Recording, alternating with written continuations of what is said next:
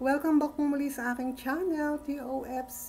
Magandang araw, magandang umaga, magandang hapon, magandang gabi. Saan man po kayo naroroon.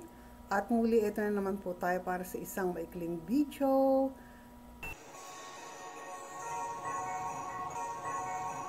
Honor-honor unang aktres na narating ang tugatog ng Tatsulok ng Tagumpay. Honor-honor wala pa rin makahigit o makapantay man lamang bilang pinakamahusay na artista sa pelikulang Pilipino o sa Philippine movie industry.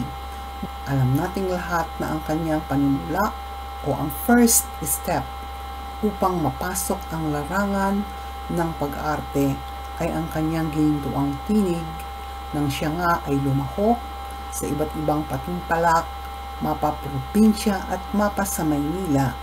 At tunay nga po na nagbukas ng daan sa kanya ang tawag ng tanghalan at simula nga noon ay napakalayo na ng narating ng nag-iisang Nora Honor. Bilis ng mga pangyayari at bumuhos lahat ng magagandang biyaya sa harapan at buhay ng nooy batang-batang si Nora Honor. Binuksan niya ang pintuan na makapasok ang mga taong nagnanais pumaimbulong sa larangan ng pelikulang Pilipino na hindi mestisa sapagkat ang uso noon ay mga mestizo at mestisa at karamihan ay nagmula sa may mga sinasabi o may kayang pamilya. Ang dekada 70 nga ang dekada ng nag-iisang superstar Nora Honor. Mula sa kaniyang pagiging super hit na singer ay talagang napasok din niya ang larangan ng pelikula at ang pagtatambal nga nila ni Tirso Cruz III ay sinubaybayan ng napakarami nilang tagahanga, milyon-milyong tagahanga ng kanilang kapanahunan at record-breaking na pa rin ang kanilang pelikulang Guy and Peak magpahanggang ngayon na ipinalabas sa 6 na buwan. Iba't ibang leading men ang ipinareha sa nag-iisang superstar ng kanyang kabataan at ayon nga sa kanya, ang pelikula ay nagsimula sa awit at natatapos sa awit, ngunit lahat naman ng kanyang mga pelikula ay pawang box office hits, sino man ang kanyang makapareha. Ngunit nang makapareha niya si Boyet De Leon o Christopher De Leon, ang kanilang acting ay talagang napansin ng mga manunuri ng pelikulang Pilipino at talagang seryoso ang mga tema at award-winning. Tulad na lamang ng 3 taong walang Diyos. Husay gumaling sa acting ang kanilang mga seryosong pelikula. Hindi lahat ay patok sa takilya, subalit ang kahusayan ng kanyang galing sa pag-acting ay humakot ng hindi mabilang na awards na talaga namang blessing sa mga artista na magpahanggang ngayon.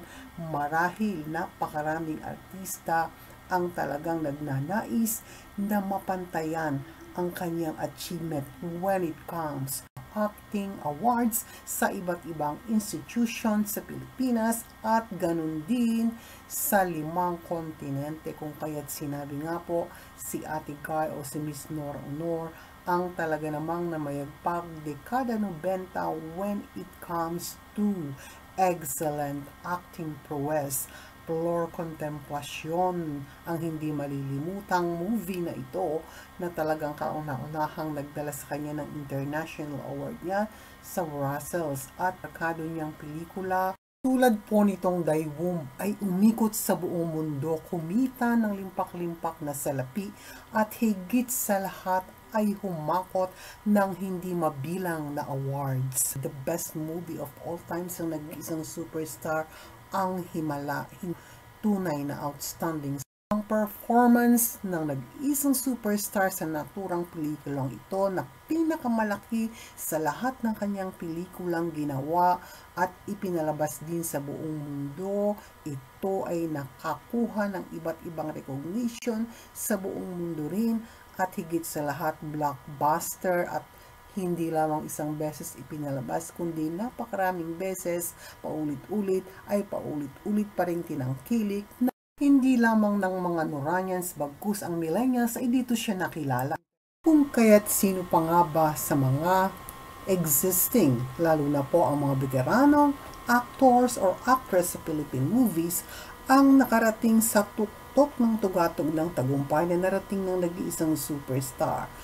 Living national artist among actresses in Philippine show business, no other than Miss Nora Honor, the superstar. Tanging siya lamang at wala na pong iba. Ang bituin, ang reyna ng pelikulang Pilipino noon, ngayon, at magpakailanman. Kung nagustuhan po ninyo ang video na ito, don't forget to click like and subscribe. Yan lamang po. Huwag po natin kalimutan, life is beautiful. And let us thanks and praise God for all our blessings. Hanggang sa muli po. Bye everyone. See you next time.